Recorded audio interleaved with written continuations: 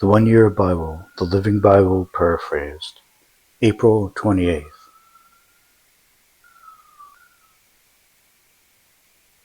Judges chapter 8 verses 18 through chapter 9 verse 20.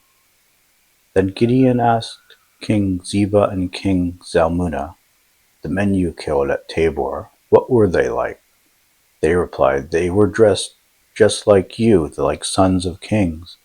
They must have been my brothers, Gideon exclaimed. I swear that if you hadn't killed them, I wouldn't kill you.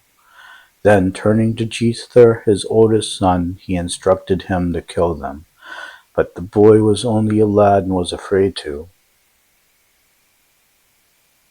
Then Zeba and Zalmunna said to Gideon, You do it, would rather be killed by a man.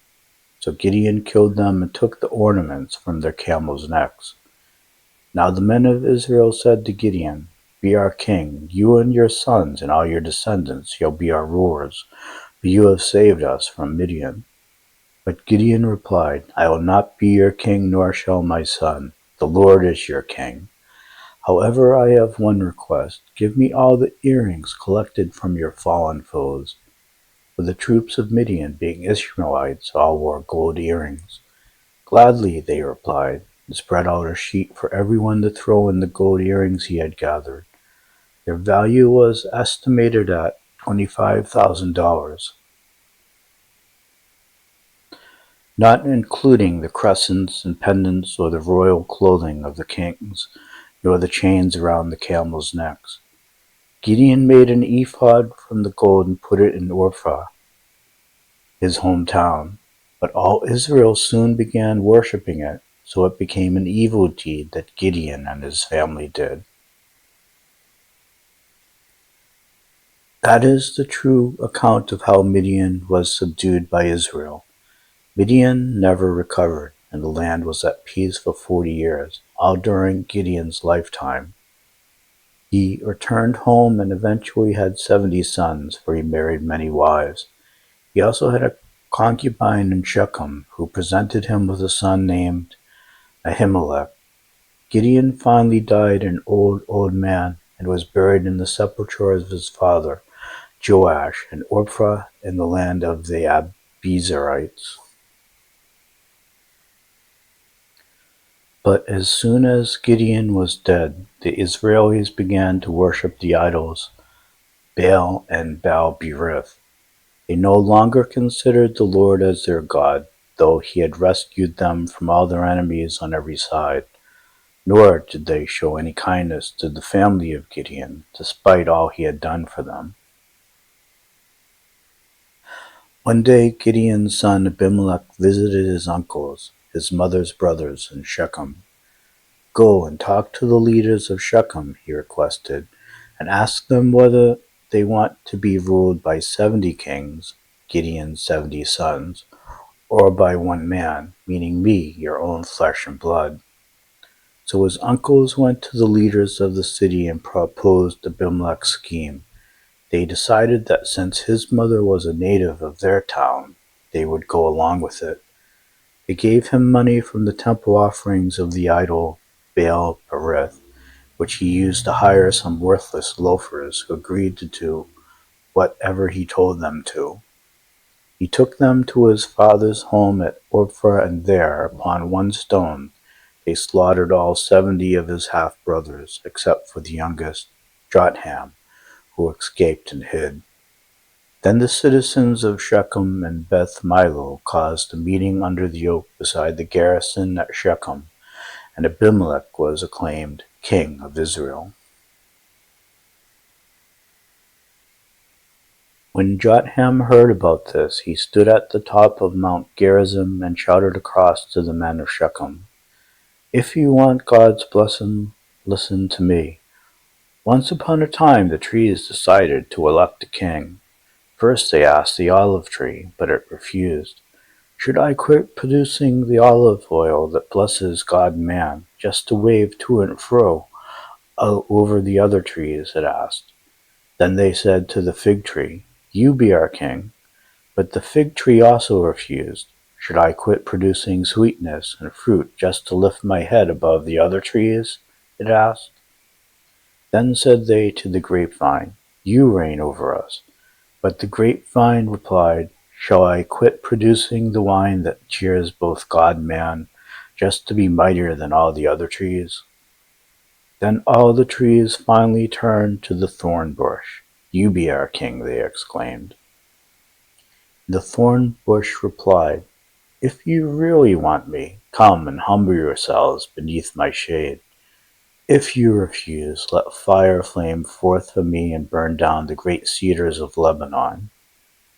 Now make sure that you have done the right thing in making Abimelech your king, that you have done right by Gideon and all of his descendants. For my father fought for you and risked his life and delivered you from the Midianites. Yet you have revolted against him and killed his 70 sons upon one stone. And now you have chosen his slave girl's son, Abimelech, to be your king just because he is your relative. If you are sure that you have done right by Gideon and his descendants, then may you and Abimelech have a long and happy life together. But if you have not been fair to Gideon, then may Abimelech destroy the citizens of Shechem and Beth Milo. May they destroy Abimelech. The Gospel of Luke chapter 23 verse 44 through chapter 24 verse 12. By now it was noon, and darkness fell across the whole land for 3 hours until 3 o'clock. The light from the sun was gone, and suddenly the thick veil hanging in the temple split apart. Then Jesus shouted, Father, I commit my spirit to you. And with those words he died.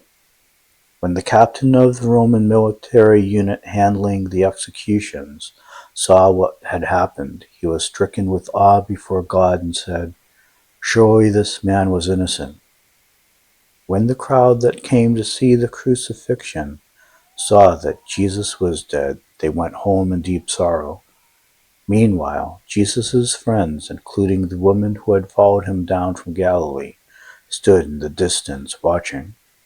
Then a man named Joseph, a member of the Jewish Supreme Court from the city of Arimathea in Judea, went to Pilate and asked for the body of Jesus.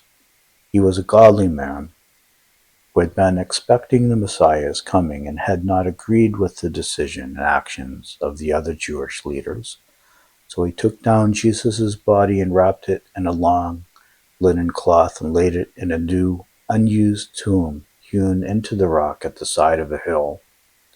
This was done late on Friday afternoon, the day of preparation for the Sabbath.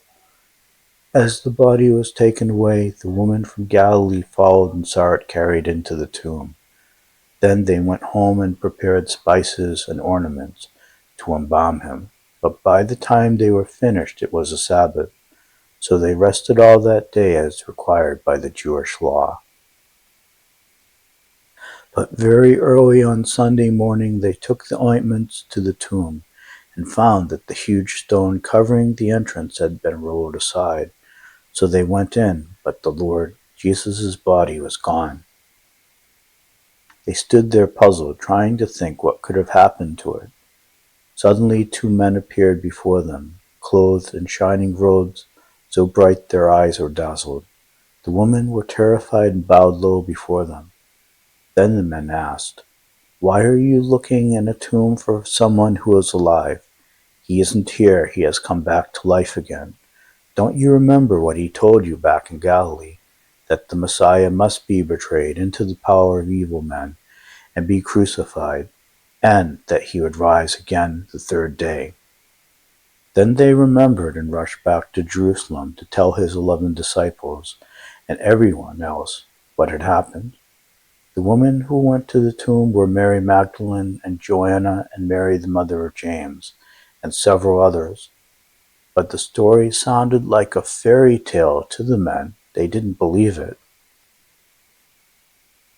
However, Peter ran to the tomb to look. Stooping, he peered in and saw the empty linen wrappings, and then he went back home again, wondering what had happened. Psalm 99 verses 1 through 9. Jehovah is king, let the nations tremble. He is enthroned between the guardian angels, let the whole earth shake. Jehovah sits in majesty in Zion, supreme above all rulers of the earth. Let them reverence your great and holy name. This mighty king is determined to give justice. Fairness is the touchstone of everything he does. He gives justice throughout Israel. Exalt the Lord our Holy One, bow low before his feet. When Moses and Aaron and Samuel his prophet cried to him for help, he answered them. He spoke to them from the pillar of cloud, and they followed his instructions. O Jehovah our God, you answered them and forgave their sins, yet punished them when they went wrong. Exalt the Lord our God and worship at his holy mountain in Jerusalem, for he is holy.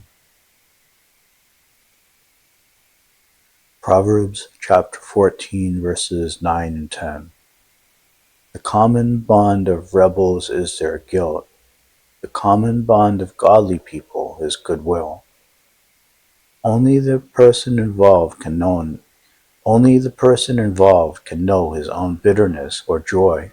No one else can really share it.